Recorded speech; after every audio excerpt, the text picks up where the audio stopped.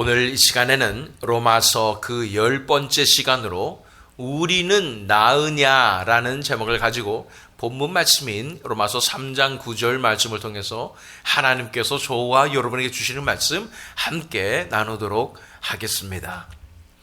우리는 토요일마다 로마서를 묵상하고 있습니다. 로마서를 통해서 특별히 우리의 죄악됨과 또한 어떻게 우리가 구원으로 나갈 수 있는가, 결국은 믿음으로 말미암아 구원으로 나갈 수 있음에 대해서 우리가 신학적인 깊은 묵상을 하고 있는 중입니다. 저는 모태 신앙입니다.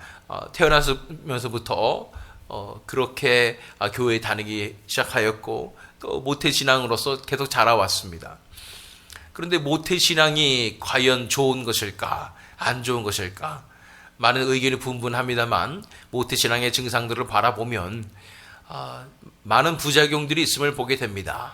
특별히 성경 지식을 많이 아는 것 같은데 어렸을 때부터 들어서 주일학교 때부터 들어서, 그러나 진정한 성경의 깊이에 대해서 알 수가 없는 것 같고, 또한 눈치는 빨라서 교회 분위기와 교회에서는 어떻게 행동해야 하는지 정확하게 알고 있지만 결국은 많은 모태신앙인들은 끝까지 헌신하지 못하는 것을 보게 됩니다. 아주 약삭빠르게 자신이 욕을 먹지 않으면서 빠져나올 것은 빠져나오며 이러한 모습들을 바라보게 되는 것입니다.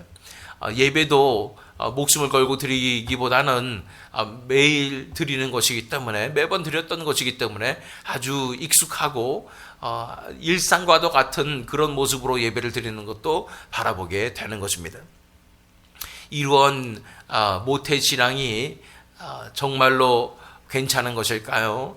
이것이 나중에 예수님을 믿게 된 사람들보다 훨씬 더 나쁜 것이 아닐까라는 생각이 드는 것입니다.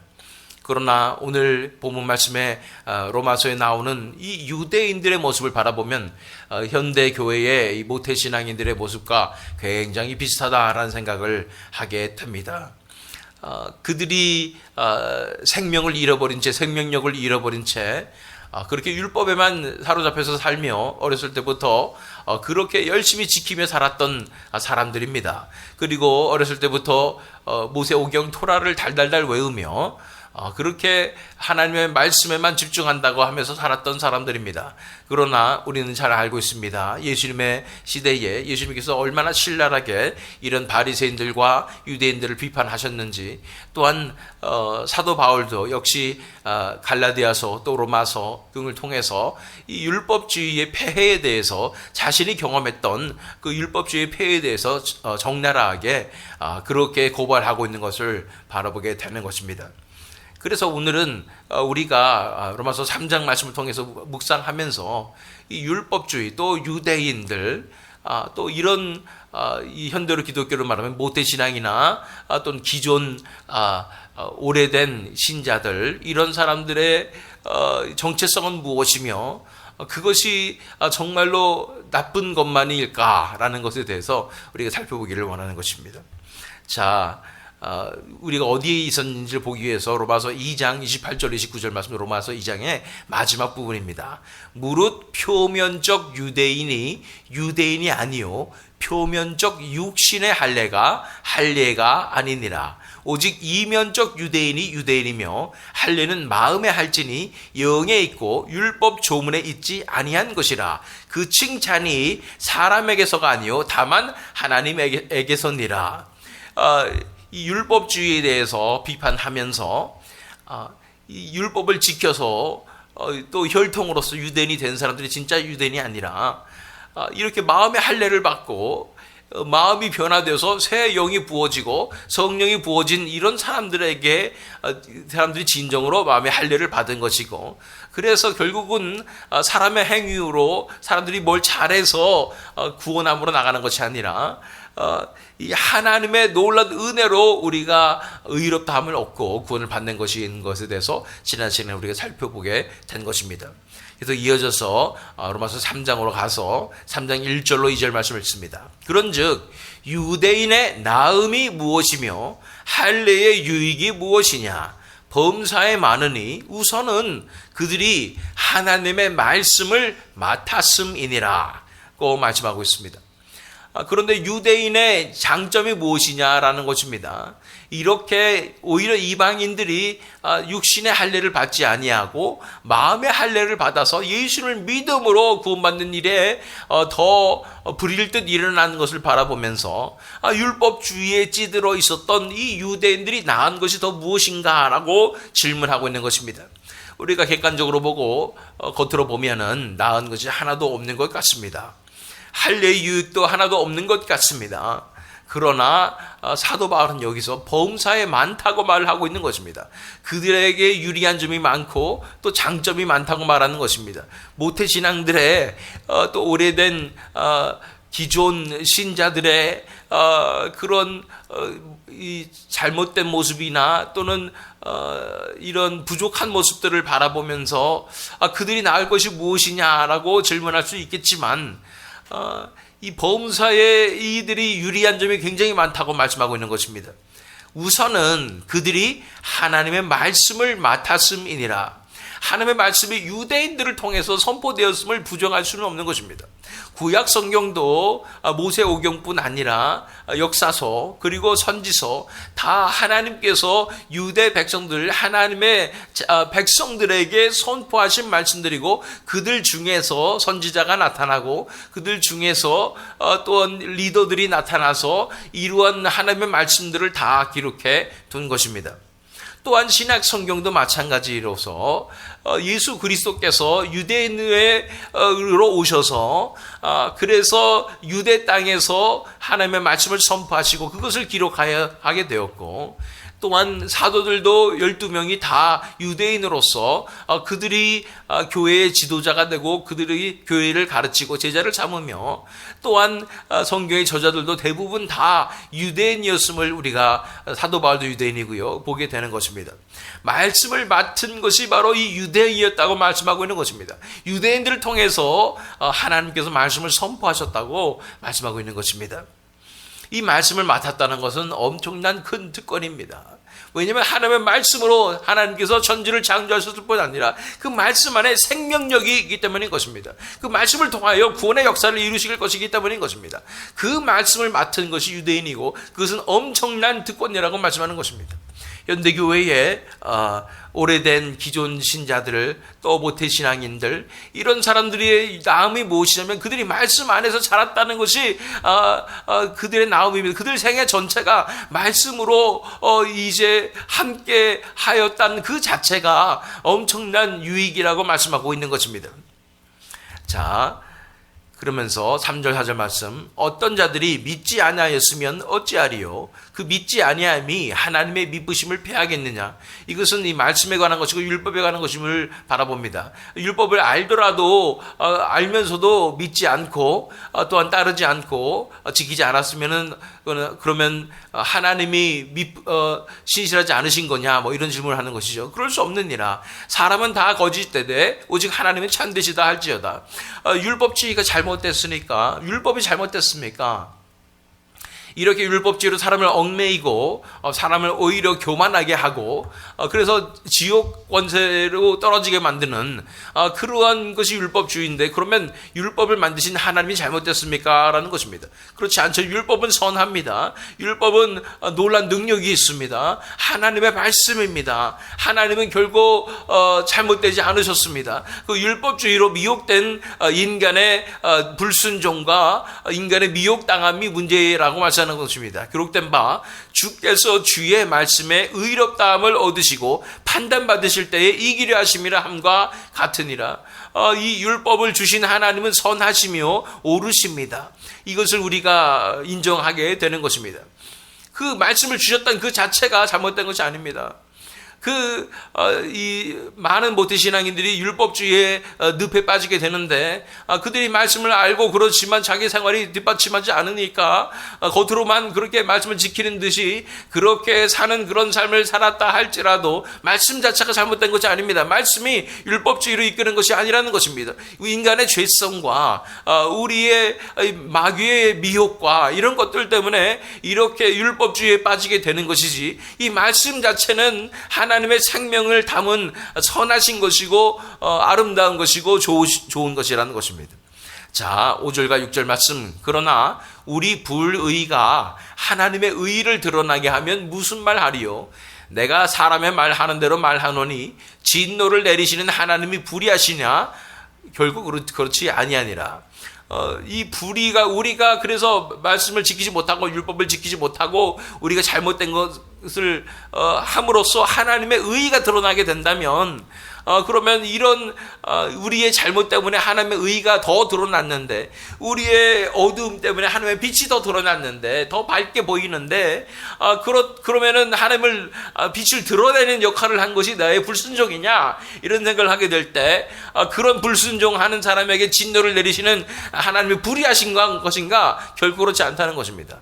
만일 그러하면 하나님께서 어찌 세상을 심판하시리요? 라고 말하면서 7절과 8절 말씀. 그러나 나의 거짓말로 하나님의 참되심이 더 풍성하여 그의 영광이 되었다면 어찌 내가 죄인처럼 심판을 받으리요? 또는 그러면 선을 이루기 위하여 악을 행하자 하지 않겠느냐? 어떤 사람들은 심지어 더 나아가지고 내가 거짓말하면 하나님의 참되심이 더 드러나는 거예요. 그러니 내가 결국은 내 거짓말로 하나님께 영광 돌리는 것이지요 라는 궤변을 늘어놓으면서, 그렇게 됐는데 내가 왜 죄인처럼 심판을 받아야 돼? 나는 하나님께 영광을 돌렸는데, 내 거짓 때문에, 내 거짓말로 하나님께 영광을 돌렸는데, 내가 선을 이루기 위해서 내가 악을 행하는 거 아닌가? 하나님의 선을 이루기 위해서 나는 더 죄지을 거예요. 그러면 하나님의 영광이 더 드러날 거 아니에요? 이런 생각을 하는 사람들이 있다는 것이죠.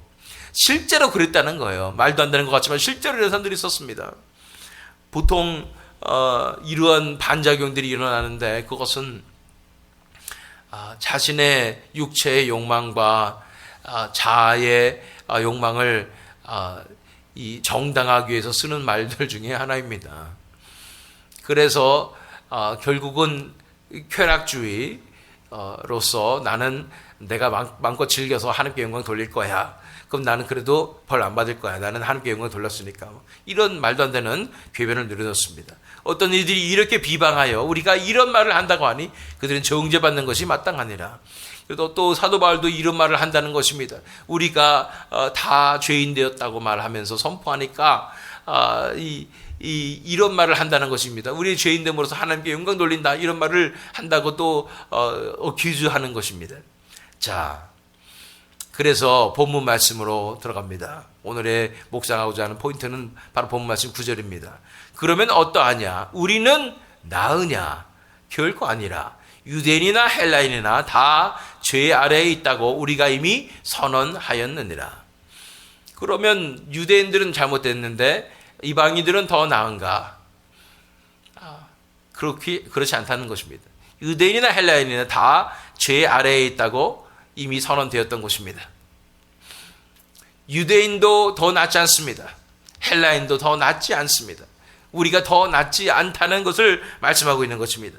그 뒤에 이어지는 말씀이 굉장히 유명한 말씀들입니다. 10절로 12절 말씀. 기록된 바 의인은 없나니 하나도 없으며 깨닫는 자도 없고 하나님을 찾는 자도 없고 다 치우쳐 함께 무익하게 되고 선을 행하는 자는 없나니 하나도 없도다. 의인이 하나도 없다고 말씀하고 있습니다. 정말 없나요? 없습니다.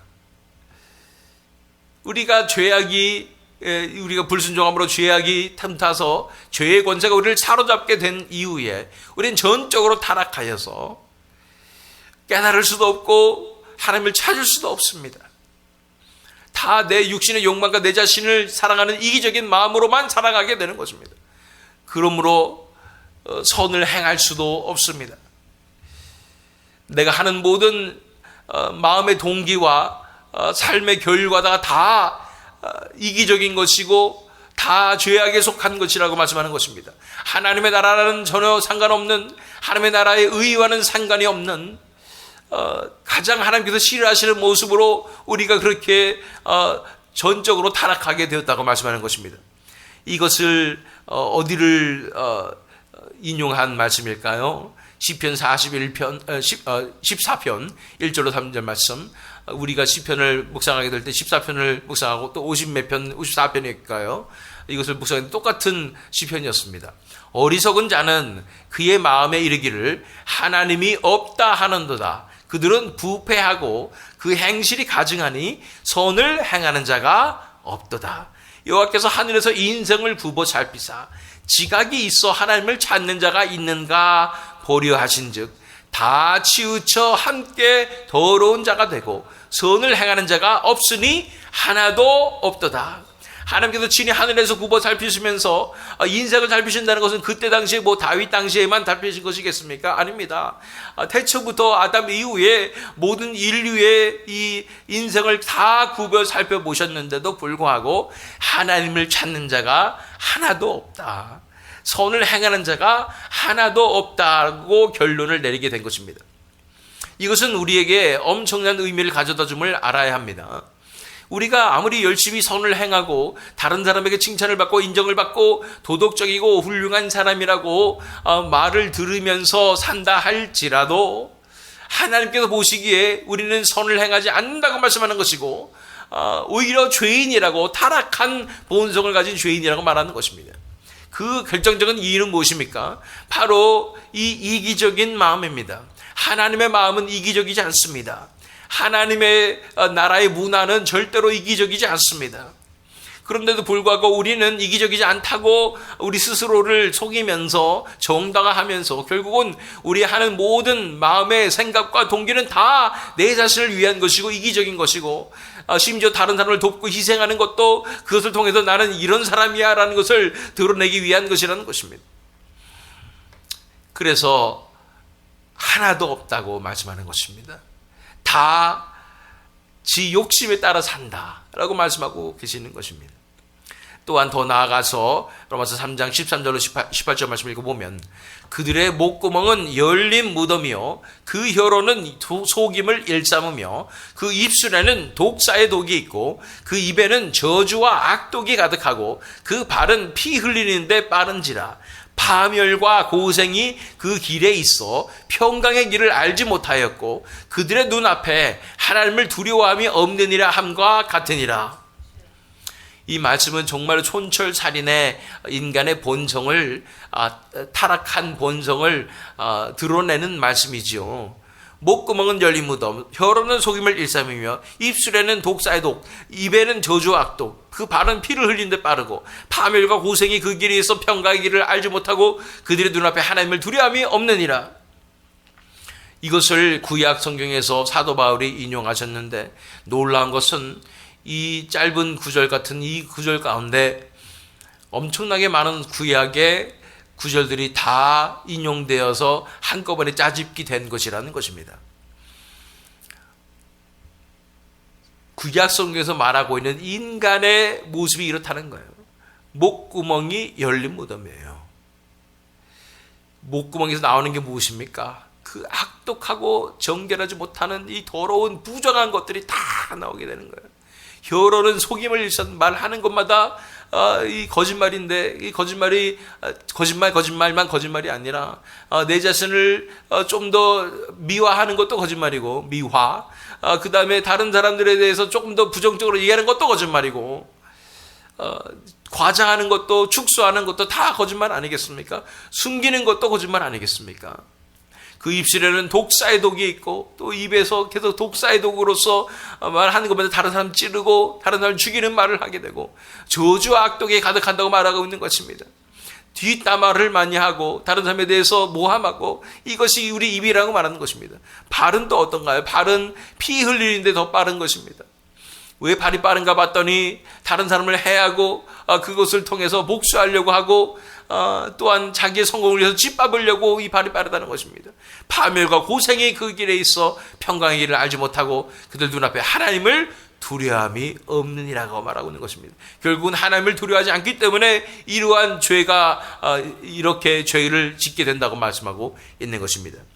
이 사도 바울이 인용한 수많은 구약의 구절 중에 한 구절을 살펴보면 이사야 59장 7절로 8절 말씀입니다. 그 발은 행악하기에 빠르고 무지한 피를 흘리기에 신속하며 그 생각은 악한 생각이라.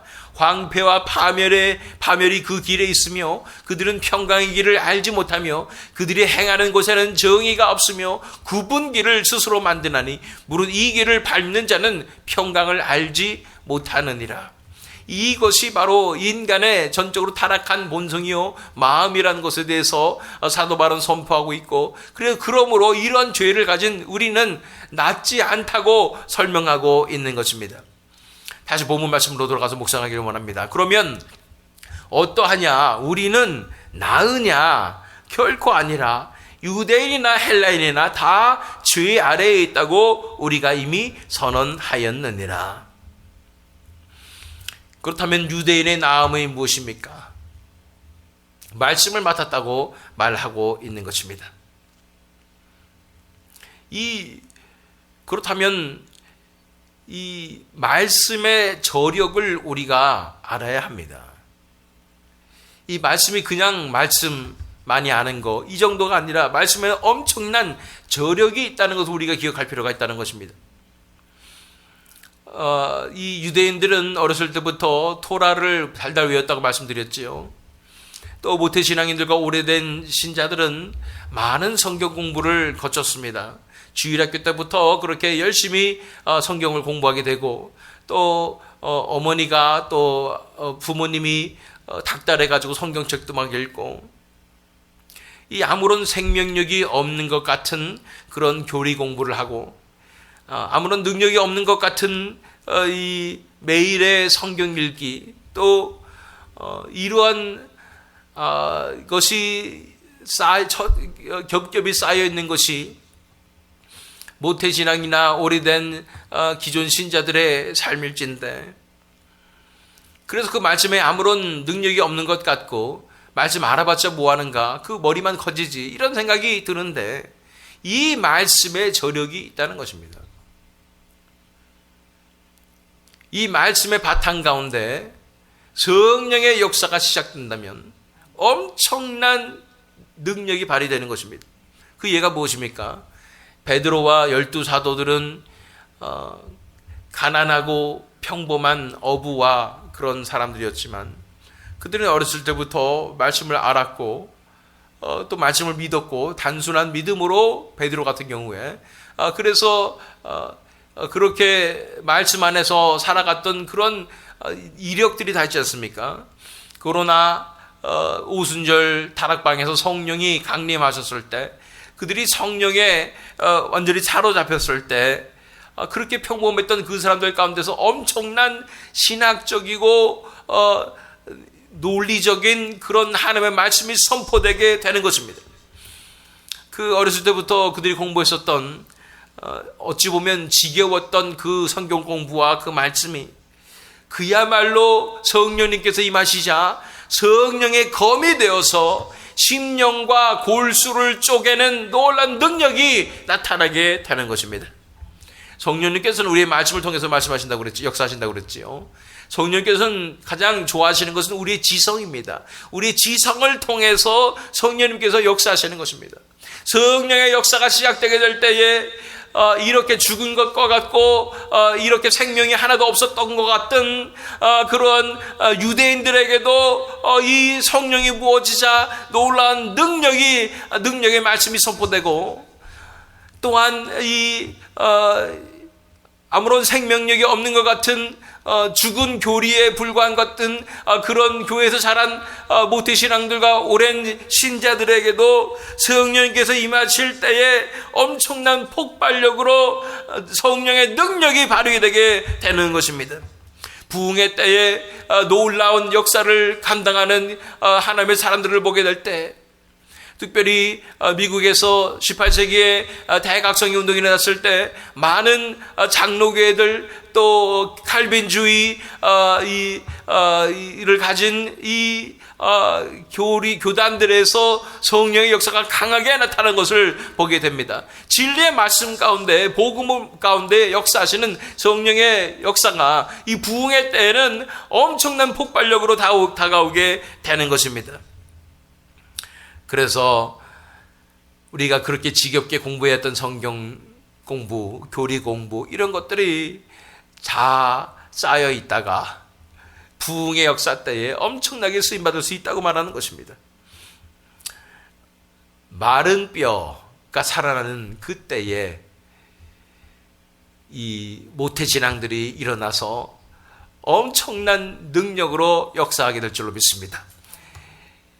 묵은지 같은 오랜 신자들이 생명력이 하나도 없어서 이제 다 끝난 것 같은 그 사람들이 분연히 일어나서 엄청난 성령의 능력으로 말씀을 선포하며 하나님 나라의 역사를 선전하는 역사가 반드시 일어나게 될 줄로 믿습니다. 유대인의 나음이 무엇입니까? 하나님의 말씀을 맡았습니다. 지금까지 하나님께서 말씀으로 먹여주셨고 말씀의 환경 가운데서 자라가셨습니다. 이것은 하나님의 놀라운 은혜입니다. 교회들에서 부흥이 시작될 줄로 믿습니다. 특별히 어떤 교회들에서 시작될 것인가? 올바르고 건전한 그런 교리를 가진 보수적인 교회들에서, 교단들에서 부흥의 놀라운 역사가 일어나게 될 줄로 믿습니다. 마지막 때의 부흥은 그런 교단들에서 일어나게 될 줄로 믿습니다. 생명력이 하나도 없는 것 같은, 교리 공부만 하고 있는 그런 도저히 가망 없는 것 같은 그런 보수 꼴통과 같은 그런 교단들에게서 성령의 불만 붙어보세요. 어떤 일이 벌어지겠습니까? PCA의 엄청난 부흥 역사 마지막 때에 일어나게 될 줄로 믿습니다. 한국 장로교회들 가운데 엄청난 부흥 역사 일어나게 될 줄로 믿습니다. 한번 이런 마른 장작에 마른 뼈에 불이 붙으면 걷잡을 수 없는 불이 됩니다. 이 불은 누구도 끌 수 없는 불이 될 것입니다. 이 마지막 때에 다 죽어가 있는 것 같은 그런 교회들 가운데 이 마른 뼈가 살아나는 놀라운 기적이 일어나게 될 줄로 믿습니다. 성령이 부어지게 될 때에 성령의 숨결이 부어지게 될 때에 생명이 된지라 그들이 일어나서 군대로 일어서니 엄청난 군대가 되는 역사가 반드시 일어나게 될 줄로 믿습니다. 하나님께서 유대인들을 다시 한번 이렇게 세워주실 줄 믿습니다. 뿐 아니라 이제 이 현대 교회의 이 기존 이 모태신앙과 이런 신자들도 하나님께서 다시 이렇게 세워주실 줄 믿습니다. 마지막 때 그래서 부흥은 교회를 통해서 일어나게 될 줄로 믿습니다. 교회 안에서 먼저 시작되게 될 줄로 믿습니다. 특별히 하나님께서 사랑하시는 끝까지 진리를 고수해왔던 이러한 교단들 가운데서 하나님의 놀라운 역사를 반드시 시작하게 될 줄로 믿습니다. 이 말씀을 우리가 기억하기 원합니다. 로마서 11장 24절 말씀, 네가 원 돌 감람나무에서 찍힘을 받고 본성을 거슬러 좋은 감람나무의 접붙임을 받았으니 원가지인 이 사람들이야 얼마나 더 자기의 감람나무의 접붙이심을 받으랴. 역전승의 놀라운 역사, 다 죽어가는 것 같은 그 나무 가운데 생명을 불어넣으시는 하나님의 역전승의 역사가 반드시 시작될 줄로 믿습니다. 이제 이 보수적인 신앙을 가진 교회들이 지금은 다 꺼져가서 죽어가는 것 같은 이제 장작만 남은 것 같은 그런 상황 가운데, 마른 장작만 있는 상황 가운데 하나님께서 반드시 성령의 불을 내려주시고 그들을 불붙이시고 더욱더 강력한 성령의 역사를 그들을 통해서 일으켜 주실 줄 믿습니다.